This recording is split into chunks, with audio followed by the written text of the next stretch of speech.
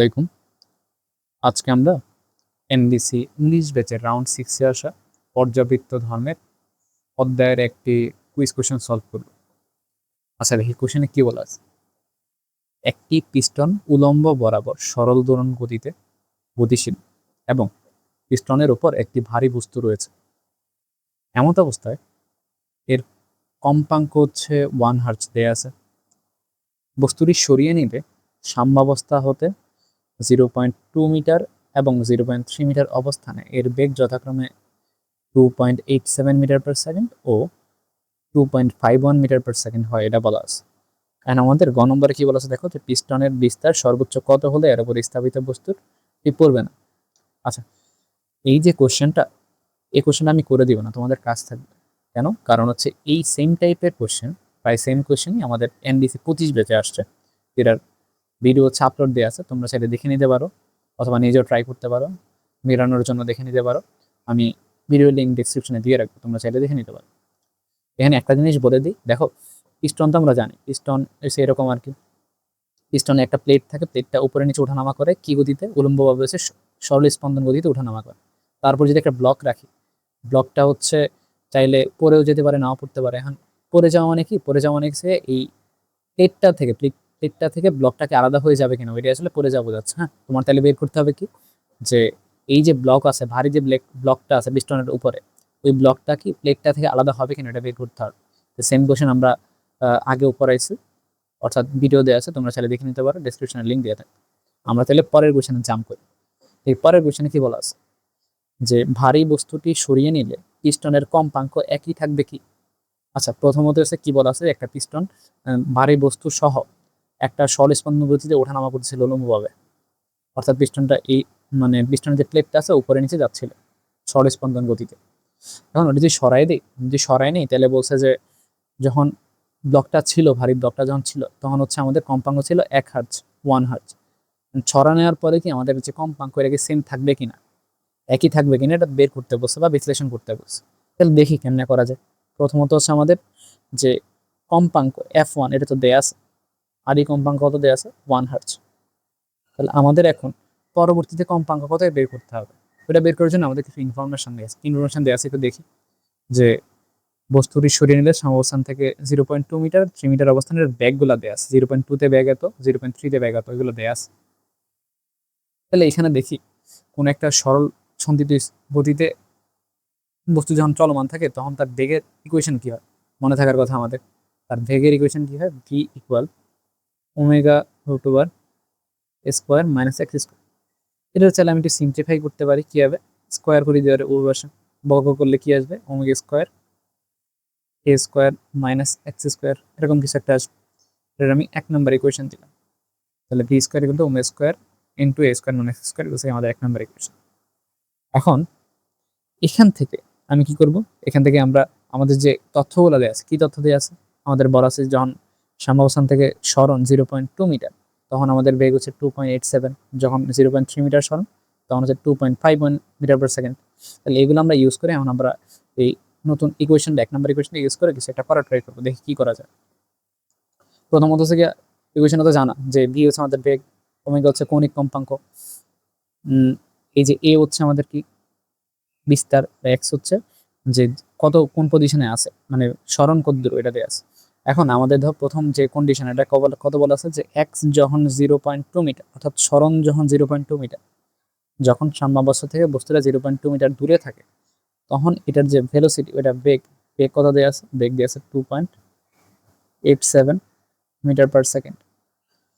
এখন চাইলে এই যে এক্স আর ভি এর ভ্যালু আমি 1 নম্বর ইকুয়েশনে বসাই দিলে কি আসে দেখো তো। তাহলে 2.87 square equal omega square into A square minus X এর ভ্যালু জানা 0.2 স্কোয়ার। তো এখান থেকে আমি কি পাবো? এটা ধরো আমি 2 নম্বর ইকুয়েশন দিলাম। এখন তারপর আমাদের আরেকটা শর্ত দেওয়া আছে, যখন 0.3 মিটার অবস্থানে থাকবে, তখন হচ্ছে আমাদের বেগ হবে 2.51 মিটার পার সেকেন্ড। তাহলে সেম অ্যাপ্রোচ আমরা আগাই, যে যখন আমাদের সরণ 0.3 মিটার, তখন আমাদের ভেলোসিটি কত? ভেলোসিটি হচ্ছে 2.51 মিটার পার সেকেন্ড। এখন আমি যদি 1 নম্বর ইকুয়েশনের সেম দুইটা মান বসাই দিই, তাহলে কি আসবে? 5 স্কোয়ার ইকুয়াল ওমেগা স্কোয়ারের ভ্যালু জানা নাই, আপাতত থাক। এ স্কোয়ার মাইনাস এক্স এর ভ্যালু তো জানা 0.3 স্কোয়ার। তাহলে আমি এখানে আরেকটা ইকুয়েশন পেলাম, যেটা আমি 3 নাম্বার ইকুয়েশন বললাম। এখন এখান থেকে মেনলি আমি কি বের করতে হবে বলো তোমার? আমি যদি এখান থেকে কোনোভাবে ওমেগাটা বের করতে পারি, এই যে ওমেগা, ওমেগা তো আমাদের অজানা, ওমেগা যদি কোনোভাবে বের করতে পারি, তাহলে আমি ওই যে আমি আরেকটা ইকুয়েশন আমাদের জানা আছে হয়তো, যে ওমেগা ইকুয়াল 2 পাই এফ, 2 পাই এফ, ওইখান থেকে এফ বের করতে পারবো। ওমেগা জানা থাকলে 2 পাই দ্বারা ভাগ করে দিলে এফ পেয়ে যেতে পারবো। তাহলে আমি এখানে টার্গেট হচ্ছে আমাদের ওমেগাটা বের করা। মানে কীভাবে বের করা যায় বলো? এখন আমি এইখান থেকে 1 নম্বর ইকুয়েশন থেকে ওমেগা বের করতে পারতাম যদি আমাদের এই যে অ্যাম্পলিটিউড অথবা বিস্তার জানা থাকতো। বিস্তার তো জানা নেই। 2 নম্বর ইকুয়েশন, 3 নম্বর ইকুয়েশনের সেম জিনিস, যে বিস্তার জানা নেই। তাহলে কিছু না কিছু তো করা লাগবে, দেখি কী করা যায়। আমি যদি একটা কাজ করি, যে আমি যদি 2 নম্বর ইকুয়েশন থেকে 3 নম্বর ইকুয়েশন বিয়োগ দিয়ে দিই, তাহলে তো আমাদের মনে হয় এই স্কোয়ার স্কোয়ার কাটা যাবে, তখন এই স্কোয়ার আমাদের থাকবে না। দেখি কী হয়। যে আমি যদি এখন যে সেকেন্ড ইকুয়েশন থেকে যদি থার্ড ইকুয়েশন সাবস্ট্রাক্ট করে দিই, তাহলে কি আসে দেখো। বাম পাশে থাকবে কত আমাদের 2.87 স্কোয়ার মাইনাস ওইদিকে আছে 2.51 স্কোয়ার। তাহলে আমি কী করলাম এখন, যে এই কোয়েশন থেকে এই কোয়েশন বাদ দিয়ে দিলাম, বাম পাশে কি থাকলো এত মাইনাস এত, ডান পাশে কি থাকবে এত মাইনাস এত। এখন একটা জিনিস চিন্তা করো, যে এখানে কি আছে omega square A square minus omega square 0.2 whole square, এখানেও সেম জিনিস omega square A square into omega minus 0.3 square into A square. এখন দেখো এই যে ওমেগা স্কোয়ার এ স্কোয়ার কাটা যাবে না উভয় পাশে, তাহলে থাকবে কি omega square into 0.2 square omega square into 0.3 square. তাহলে আমি যদি এখানে লিখে দিই, তাহলে কি আসবে দেখো, যে ওমেগা স্কোয়ার ইন্টু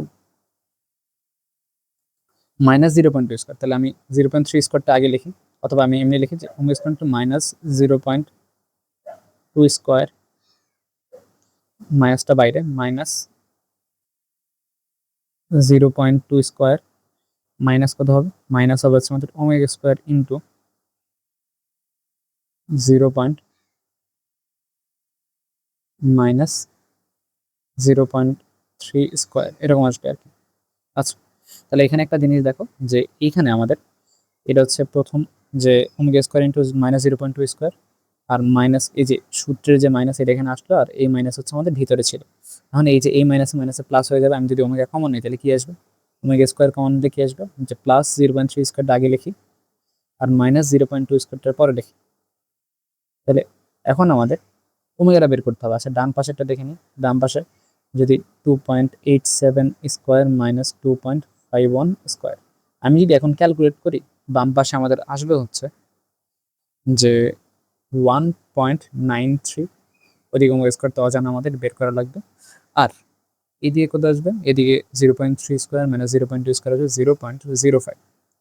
এখানে চাইলে আমি ওমেগা স্কোয়ার বের করতে পারি, অথবা ডিরেক্ট ওমেগাও বের করতে পারি। ওমেগা কত আসবে, ওমেগা আসবে আমাদের √1.93 বাই 0.05, এটা হচ্ছে আমাদের ওমেগা। তাহলে ওমেগা তাহলে ক্যালকুলেট করলে আসবে আমাদের 6.2 রেডিয়ান পার সেকেন্ড। তাহলে আমি ওমেগা পেয়ে গেলাম, কিন্তু আমাদের টার্গেট তো ছিল ওমেগা বের করা না। আমাদের টার্গেট ছিল কি, আমাদের টার্গেট হচ্ছে ফ্রিকোয়েন্সি অথবা কম্পাঙ্ক বের করা। তো কম্পাঙ্ক কীভাবে বের করা যায় দেখি।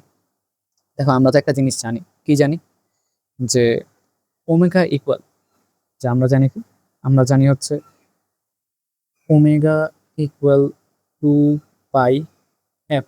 এটা ধরো যে আমি F2 দিলাম, শেষে F2 হবে। তাহলে এখানে আমাদের পরিবর্তিত যে ওমেগা, এটা তো জানা আছে। মানে আমরা যখন বস্তু সরাই নিব, তখন আমাদের যে ওমেগা, এটা তো পেয়ে গেছে 6.2 রেডিয়ান পার সেকেন্ড। এখন যদি এই যে 6.2 বসাই এখানে, ইকুয়াল 2 পাই ইন্টু F2, এখান থেকে চাইলে আমি F2 ইজিলি বের করতে পারবো। F2 কত আসবে, তো 6.2 বাই 2 ইন্টু 3.1416। আলটিমেটলি আমাদের অ্যান্সার আসবে হচ্ছে 0.99 হার্টজ। আমাদের অ্যান্সার আসবে 0.99 হার্টজ।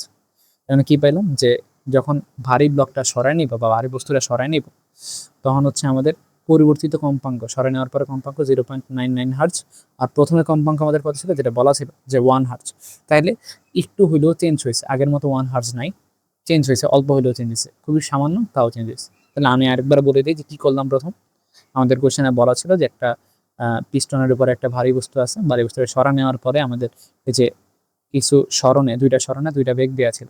আমাদের বলছে যে পারিবস্তুতে সরাই নেওয়ার পরে বিস্তীর্ণ কম্পাঙ্ক কি একই থাকবে কিনা নাকি চেঞ্জ হবে, এটা বের করতে হবে। তাহলে আমি কি করলাম, আমাদের প্রথমত আদি কম্পাঙ্ক দেওয়া ছিল, আর আমাদের এই যে স্মরণের সাথে বেগ দেওয়া ছিল, তাহলে আমরা স্মরণের আর বেগের যে সম্পর্ক বা ইকুয়েশনটা লিখলাম। লেখার পরে আমাদের যে দুইটা কন্ডিশন দেওয়া ছিল ওই দুইটা স্যাটিসফাই করালাম। এখানে দেখলাম যে এখান থেকে আমি একটা ইকুয়েশন থেকে ডিরেক্টলি কখনোই হচ্ছে ওমেগা বের করতে পারতেছি না। হ্যাঁ, তাহলে আমি দুইটা ইকুয়েশন লিখলাম, লেখার পরে একটা থেকে একটা সাবস্ক্রিপ্ট অথবা বিয়োগ করলে আমি এখান থেকে ওমেগা ইজিলি পেয়ে যাই। ওমেগা পাওয়ার পরে ওমেগা তো আমাদের টার্গেট ছিল না, আমাদের টার্গেট ছিল কি কম্পাঙ্ক বের কর। তাহলে omega equal to 2 pi F, ওইখান থেকে এফ সমান কত আসলো 0.99 হার্টজ। তাহলে প্রথম দেখলাম যে F1 কত, F1 হচ্ছে আমাদের 1 হার্টজ আর F2 হচ্ছে 0.99 হার্টজ। আমাদের কোশ্চেন ছিল যে একই হবে কিনা, তাহলে উত্তর কি, উত্তর হচ্ছে একই হবে না, অর্থাৎ F1 আর F2 দুইটা সমান না।